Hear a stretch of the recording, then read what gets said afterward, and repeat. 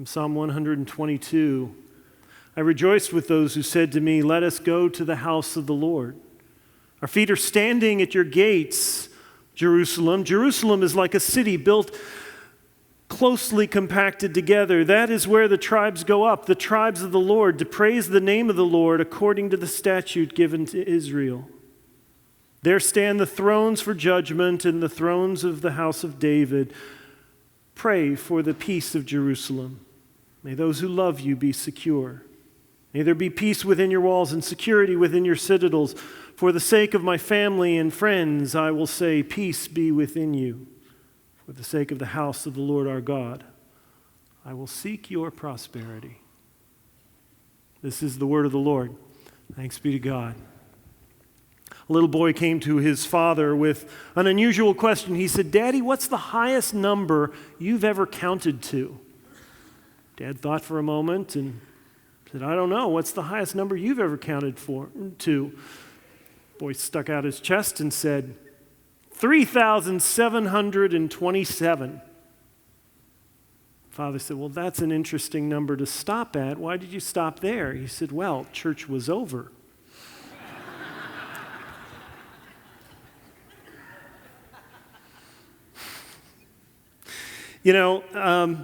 Church doesn't have the reputation, does it, for being the most exciting place in the universe? Except for today. Yes, thank you very much. Author Mark Buchanan puts it this way. He says, "I assume you're like me. I can get itchy-skinned and scratchy-throated after an hour or so of church.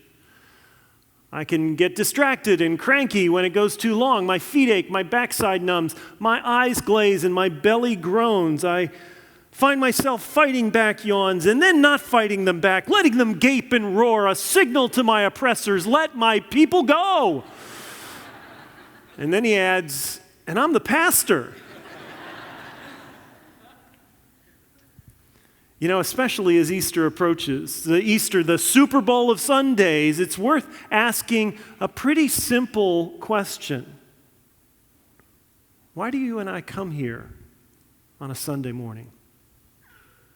Why aren't we nursing that second cup of coffee? Why aren't we kind of still resting with a good book? Why aren't we catching up on the latest news? Why aren't we outside on the beach watching the surf come in? Why are we here? Most of us have good, positive reasons, and I remind you of one thing. Every one of you has a reason, otherwise you wouldn't be here. Now, yours may not be good or positive. It may be somebody else's good, positive reason who has a pretty coercive relationship over you. I don't know, but nonetheless, there's a reason why you're here. But even the most faithful of church attenders might be forgiven a wry smile if somebody sidled up next to them and said, "I rejoiced when you said to me, 'Let's go to the house of the Lord.'" Because we're not used to that enthusiasm about going to church. And that's an interesting thing, especially today, because you see, Palm Sunday is all about enthusiasm. The people who were walking beside Jesus on the road toward Jerusalem, they were so loud, so boisterous, so enthusiastic, so thankful to be there, that even the clergy took Jesus aside and said, "Would you tell your followers to keep it down?" We usually leave the parading and the palm waving to kids, but did you notice from the earlier reading and did you notice from our own experience of it? Adults were the one waving palms, not just the kids.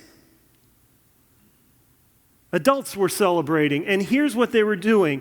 If you have your Bible open, God bless you. If not, there's one in the pews in front of you. Psalm 96, just a little bit back from Psalm 122.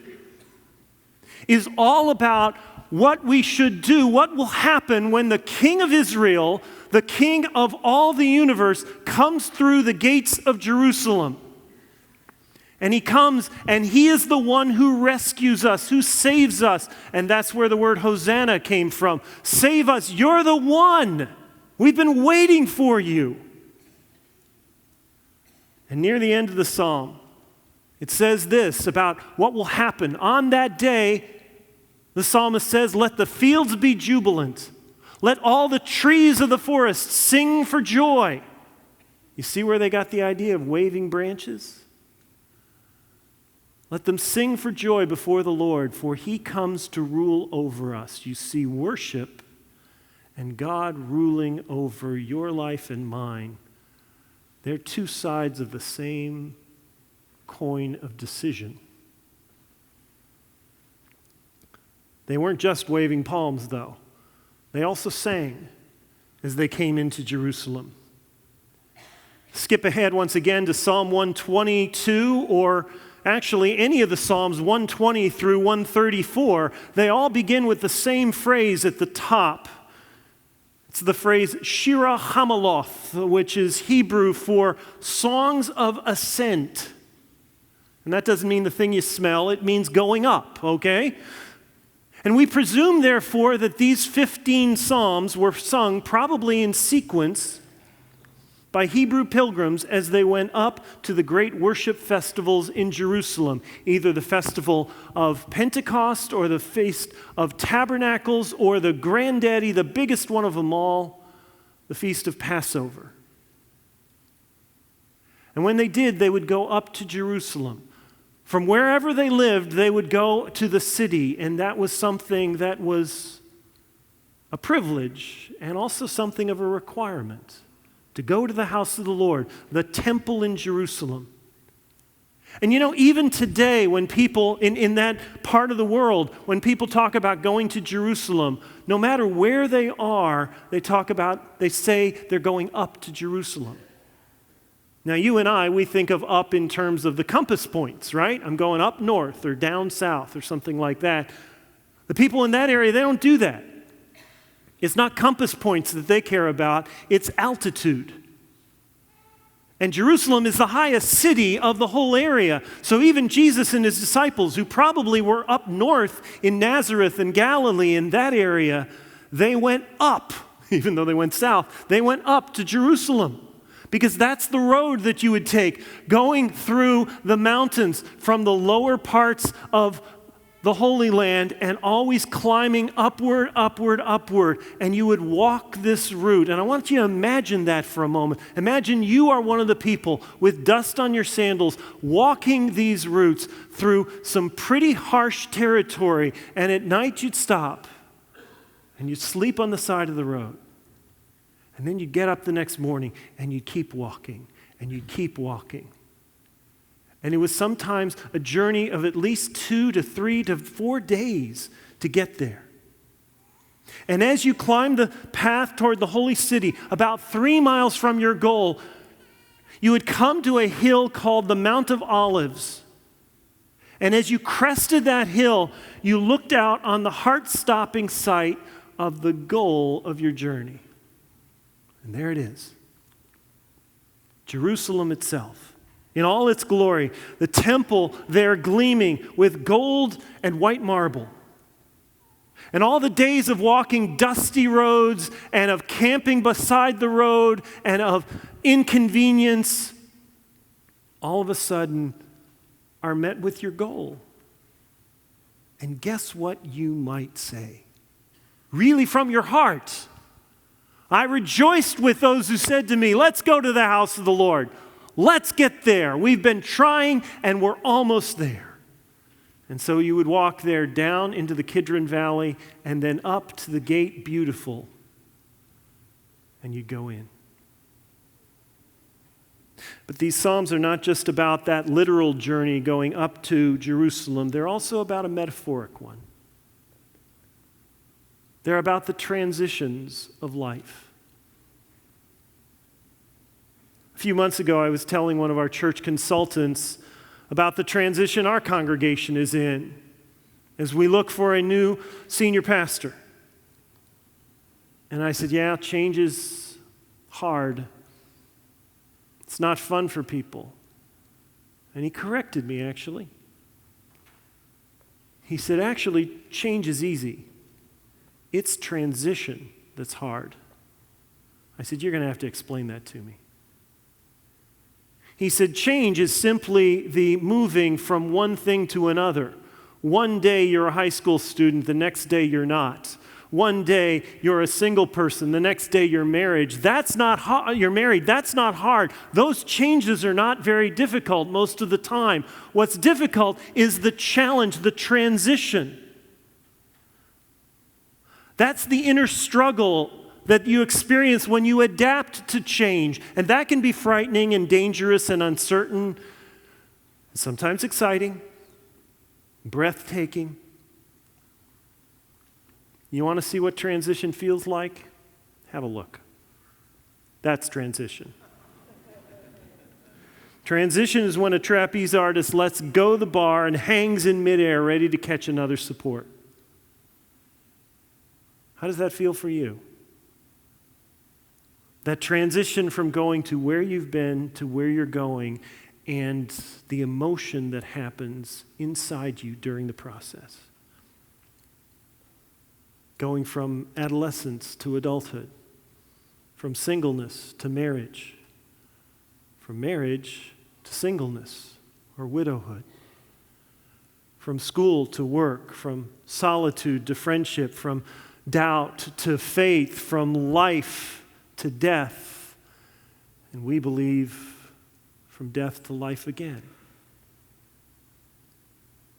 You know the interesting thing? This Palm Sunday was a transition for Jesus in how he communicated to other people. For years he'd been teaching in the countryside, popular with most everyone. And during that time, during about 2.5 years of Jesus' ministry, he was not broadcasting to people his kingship, but he was rather letting his miracles and his teaching and his living speak for him. But now, on this Palm Sunday, as Jesus joins the thick crowd of pilgrims ascending to Jerusalem's temple, he chooses his optics very carefully. He rides a donkey on whom no one has ever ridden. It's a sign of kingship. Doesn't seem like that to you and to me. But if we'd been steeped in the prophecies of the prophet Zechariah that says, "Look, Israel, behold, your king comes gentle and humble on a donkey."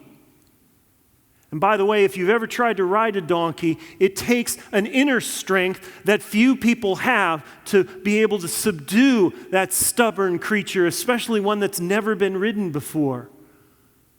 So if you can speak peace to an animal, then you can govern a whole nation, the whole world.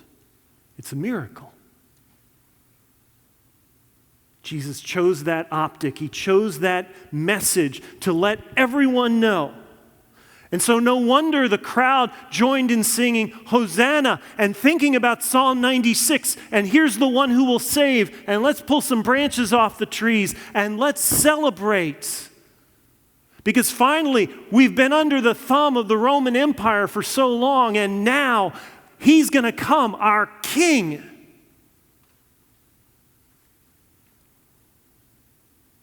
And the priests can tell what the optics are as well.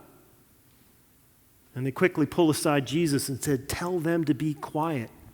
Rome is listening, Rabbi. Don't you understand? We will lose the peace that we've earned through years of negotiation." Just shows how much we don't like transitions. Change is sometimes difficult. Transition always is. How do you handle the transitions of life? With fear, with uncertainty, with anticipation, excitement, enthusiasm? Jesus chose this moment of ascending, maybe even as the pilgrims were singing the psalm, "I rejoiced with those who said to me, 'Let's go to the house of the Lord.'" He chose that moment to proclaim his kingship. Just before everybody went into the temple, the place of worship, because he knew the sacrifice. You see, Jesus rode into that city, into that week, knowing it would be his last, knowing that he would be dead by Friday and alive by Sunday. And he received the cheers of the crowd knowing that some of the very people who were shouting Hosanna a few days later would be yelling, crucify him. But he knows it's time to tell the world he is king, not just to say it in the margins, but to shout it to the heavens for his admirers and his enemies alike to hear and know he's king. And God's kingship and going to worship, they are so inextricably tied. Let me put it another way. Choosing the king of your life is probably the most crucial decision you will ever make. And you make it all the time. All the time. In fact, choosing Jesus to be your king, it may be a decision you make once, but after that, it's a decision you guard every day after. And something simple, something small, something good, but not God, can dethrone Jesus from the kingship of your life. I'll give you a silly example, but it's personal at least. It's something that I can experience.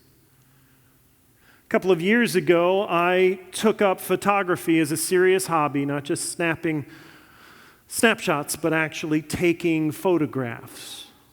Thought it was something I could get to know and might be good at, and certainly something I was interested in having. So in the past few years, I've gone to some pretty weird places like this one. This is the village of Trona. I don't know where the villagers are, but that's the place. It's in the Mojave Desert. And yes, I went in July, because July is the right time if you're willing to stay up till 2 a.m. to get a photo like that. And that's the village of Trona, actually, in the background, the light there, and couldn't get that light out, but that's the Milky Way. And after basically about 36 hours away from home, I kind of poured myself back into the car and got home and looked at my wife's face, and it was one of those looks that she gives every once in a while saying, you know, I married you, but I don't always understand you. Gave a lot of time, a lot of energy, and you can't take that with an iPhone either. You got to spend some money to get the right camera and gear. I've gone to other places, actually, some dangerous places. Took me a while to show my wife this photo, too. She's like, really? You were there? How'd you get to the camera to take the photo? I said, well, honey, the next question is, how'd I set up the camera there? So that is on the edge, well, it's 6 inches from the edge of the Grand Canyon. I then would go overnight to cliffs and things like that, take photos. And here's what I found. I had so much fun, but I had to watch myself. Because even taking photographs can become more than a hobby. It can become the most important thing in life. It can take your money and your time and your safety and other priorities just to take a picture or two. Something as simple as taking a photograph can become my idol. I know that. Idol, that's a religious word. It simply means the king of my life. The thing that I will hold on to and let everything else go. I'll let all sorts of things like relationships and funds and time and even safety sometimes kind of slip for something as silly as this. But that's not unusual to me. Martin Luther actually said the human heart is an idol maker. That is, you and I are always looking for a king, that one person, that one activity or goal or pursuit that we can give our utmost to with our heart, our lives, our affections, our sacrifice. Because we innately believe God has actually created us to believe correctly that if we find that right thing to make the king of our heart, as the song we just sang said, then all of the awkwardness, all the pain of transition of life can be healed.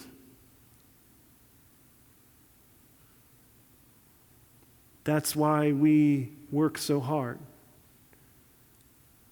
It's easy to think that we can find true joy in our job, our person, our house, our hobby. And so we invest so much in that we almost make it king. Jesus came into Jerusalem to let you and me know, I'm here, I insist on being your king. Will you have me? Because that's the only king, that's the only thing that you can worship that actually deserves, can stand the weight of all the priorities of your life. And by the way, that's why I come here every week. I need to be reminded, even when I'm not working, I need to be reminded that I only have one king that really deserves it. But that's my chance to rejoice when they say to me, let's go to the house of the Lord. On that first Palm Sunday, he came as king to insist that you and I make a choice to live for him, to make him our king, to rejoice when others say, let's go to the house of the Lord, or to refuse it, to refuse him. But in the end, the choice is yours.